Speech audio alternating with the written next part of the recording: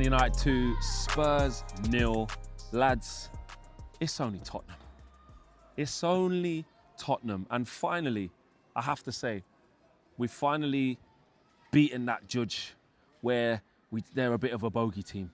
Do you know what I mean? You had Romero out there doing Instagram posts talking about that they ain't got enough players and only for him to get a red card and basically have to miss 4 games. Brian and Bumo, chef's kiss. Chef's kiss. This guy, just always me. Always me, was it? Balotelli vibes. Why always me? I think it's absolutely fantastic from him. And look, that's 4 on the bounce. Frank, get your clippers ready. Get your clippers ready. We go Tuesday night against West Ham United under the lights. That's for the 5th game. And the positivity flowing through. That's 10 goals in all comps this season for Brian and Bumo. He's our top scorer. Mateus Cunha's got 6.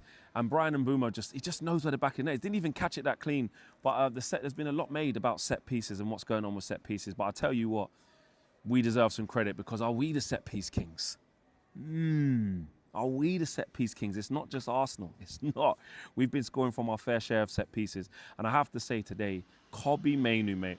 Kobbie Mainoo. I think on comms, or I saw them give, I think it was man of the match to Bruno Fernandes. I'm not sure. Casemiro played really well. I want to big him up. Brian and Bumo obviously played well. But Kobbie Mainoo is just giving this, he's just giving this assurity. He's not doing all the eye-catching stuff. But from where I was sitting, he was in control of the game. He was good on the ball. He was winning duels. He was getting on the ball, creating things as well.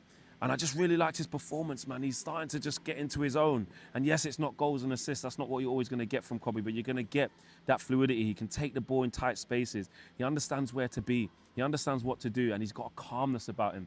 And what I have to say as well is that this was a game that before the red card, we were fine. Man United were doing well. The red card changed the game, but you do have that little worry. This was probably the game that we thought we might see off Fulham, where you go, Man United are supposed to be on the front foot against a low block, etc., etc. Now, the red card turned it into that sort of game. And although we weren't in any danger at any point when Spurs went down to 10, the game was just starting to just get a little bit flat in terms of you just need to kill the game, go and get that second goal. And I tell you what, I'm looking at Bruno Fernandes' finish once again. It does come off his shin, but it's so intentional because of the way the ball's bounced up. It's actually a really top finish. I don't think people are going to talk about how good a finish that actually is, even with his shin, because the ball is bouncing. Šeško's gone for it, so I think the defender's gone in with him.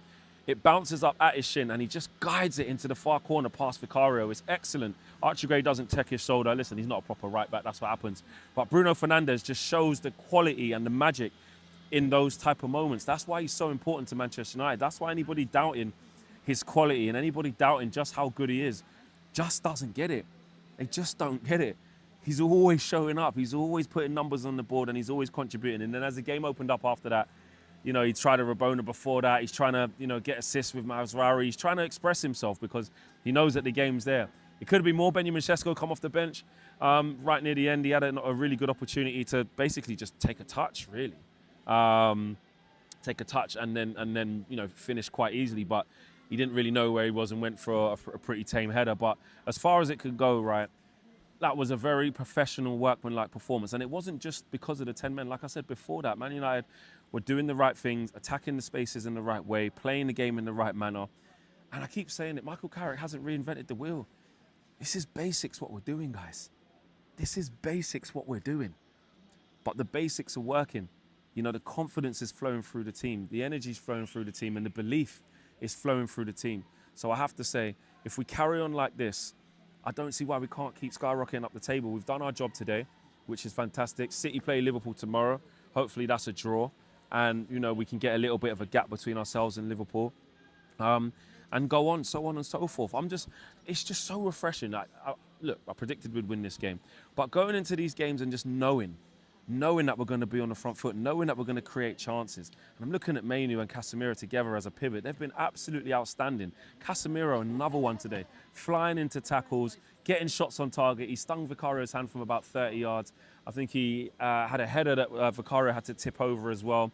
And the gaps that they're playing together, or the space, should I say, between the two of them, they're just in tangent. It's almost like they're connected by a rope of say 10 to 15 meters, and they're saying, right, let's not go wider than that. They're working in tangent and the relationship's just blossoming between the two. And again, look, you do look at it and you're like, boy, is it like, do we need to keep Cass? Uncle Cass is just moving mad with what he's doing on the ball. He is. No look pass last week, involved again today. You know, and you look at what the team at Spurs put out, and you weren't really worried about what they were going to be able to do. You know, Odegaard, Xavi Simons, we marshalled Dominic Solanke very well. Papsar tried to huff and puff, but they didn't lay a finger on us, guys. They didn't lay an absolute finger on us. It was a very, very easy game, I would say, in the end, because we stayed concentrated. We didn't give up any silly chances. We didn't do anything silly with the ball. And that was my worry at 1-0. I'm not going to lie. Like, the longer the game goes on at 1-0 and you don't just take the game away from Spurs and kill the game, what does that end up looking like? And I have to say, it ended up being a cruise to victory. Let's be honest, Spurs didn't do anything with 10 men or 11 men. And finally, we did what we're supposed to do to these guys. That's the key. We did what we're supposed to do against Spurs. I'm fed up of playing this godforsaken team and not getting the win. And Toby, you can hold that, bro, as well. I told you about Bruno Fernandes. I told you he was going to score. I told you what was going to happen. And you didn't want to listen. You didn't want to listen. So I said you're going to feel that, yeah? I got to hold the phone with the other one, so I can't do two hands, yeah? But you're going to feel the wrath of Bruno Fernandes.